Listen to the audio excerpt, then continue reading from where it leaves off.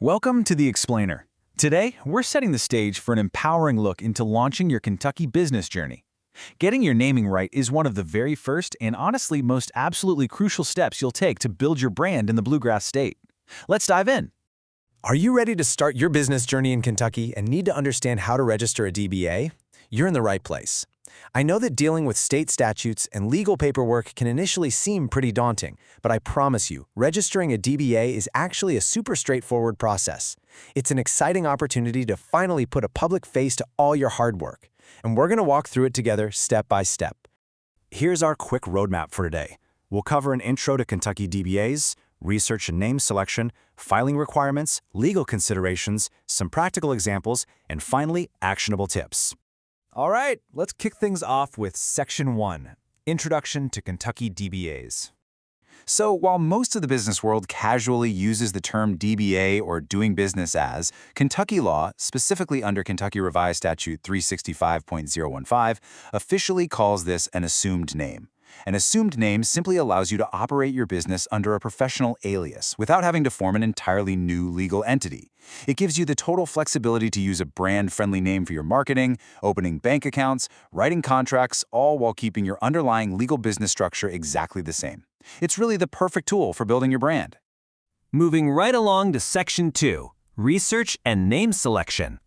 Okay, when you're brainstorming that perfect name, you do have a few strict boundaries to keep in mind. First off, if you're a registered entity like an LLC or a corporation, your assumed name absolutely must be distinguishable from other registered business names on the Secretary of State's records. You really don't want to be confused with another business. Second, do not use misleading structural tags. Like if you're a sole proprietor, you can't just slap LLC, Inc., or a corporation at the end of your assumed name. You can't claim a corporate structure you don't actually possess. And finally, just be aware that certain restricted words like bank, attorney, cooperative, or university require special regulatory approvals, or they require a licensed professional to be part of the business. So, how do you actually make sure your brilliant new name isn't already taken? Well, you'll want to follow these 3 steps. Step 1. Search the Kentucky Fast Track database online. This is the state's official registry, and checking here ensures your name is distinguishable. Step 2. If you're a sole proprietor, you should definitely also check your local county clerk records, because some local assumed names might not show up in the big state-level database. And Step 3, perform a USPTO, that's the United States Patent and Trademark Office, trademark search. Remember, just clearing the state database doesn't protect you from a federal trademark claim. Next up is Section 3, Kentucky DBA Filing Requirements. Now, this is crucial, knowing exactly where to send your paperwork. If you are a sole proprietor or a general partnership, you're required to file your certificate of assumed name with your local county clerk, specifically in the county where you maintain your principal place of business. On the flip side, if you're a registered entity like an LLC, a corporation, or a limited partnership, you must file your certificate with the Kentucky Secretary of State. You'll also need to file a copy with the county clerk where your registered agent or principal office is located.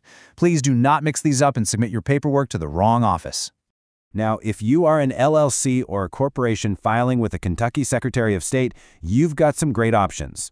You can submit your certificate of assumed name online using their portal, you can mail it to their P.O. box in Frankfort, or if you prefer, you can even walk it in personally right to the Capitol building in Frankfort. Let's talk about costs, because as a business owner, literally every dollar counts. If you're an LLC or corporation filing with the Secretary of State, the state filing fee is just a flat $20. Super reasonable. If you're a sole proprietor filing at the county level, the fee is generally going to be around $46, though it can vary slightly depending on your exact county. For example, both Jefferson County and Scott County list a $46 fee. Honestly, breaking this down into smaller steps makes it incredibly easy. Step 1, obtain the Certificate of Assumed Name form. Registered entities can grab this right off the Secretary of State's website, while sole proprietors might need to request a generic form directly from their county clerk. Step 2, fill it out accurately. You'll need to provide the new assumed name you want to use, the real legal name of the individual or entity assuming the name, your principal business address, and your business structure type, and make sure it's signed. Step 3, just submit the completed form along with that filing fee we just talked about, and that's literally it. All right, shifting gears to Section 4, Legal and Compliance Considerations.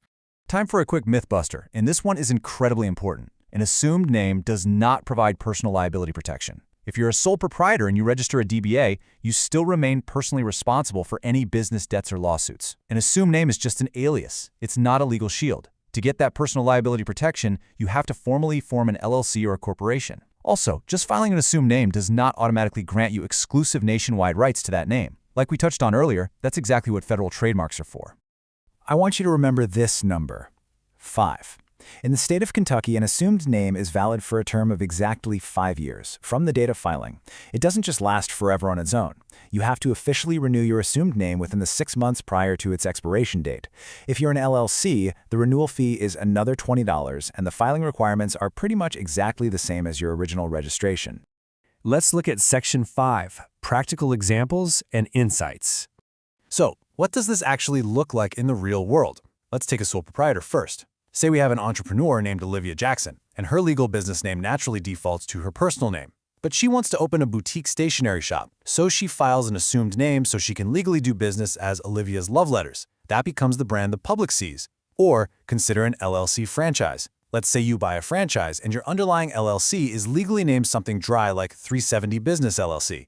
You'd file an assumed name so you can publicly operate your storefront under the highly recognizable brand name Subway. DBAs are just a fantastic way to create public-facing brands that are completely distinct from complex legal names. Almost at the finish line. Section 6, Actionable Tips and Resources. All right, here's your rapid-fire action plan to keep everything running smoothly. First, the moment your assumed name is approved, open up your phone and mark that 5-year renewal deadline on your calendar right then and there so you don't accidentally let it expire. Second, keep accurate, both physical and digital, copies of your stamped, filed certificate of assumed name. Banks will almost always ask to see this when you go to open a business account. Third, if you get stuck, utilize the state's resources. The Kentucky Secretary of State helpline is 502-564-3490. Give them a ring. And finally, if you are a sole proprietor, always check your specific county clerk's website or just give them a quick call to confirm their exact local recording fees and procedures before you mail anything in. You now have all the knowledge you need to begin your registration process with absolute confidence. As we wrap up today, please keep in mind, this video provides general guidance on registering a DBA in Kentucky, but it's important to consult with a legal professional or business advisor to address specific circumstances and receive personalized advice. Thank you so much for joining me for this explainer. As you take these final, exciting steps, I'll leave you with this. What is your new Kentucky business alias going to be, and how will it define the future of your brand?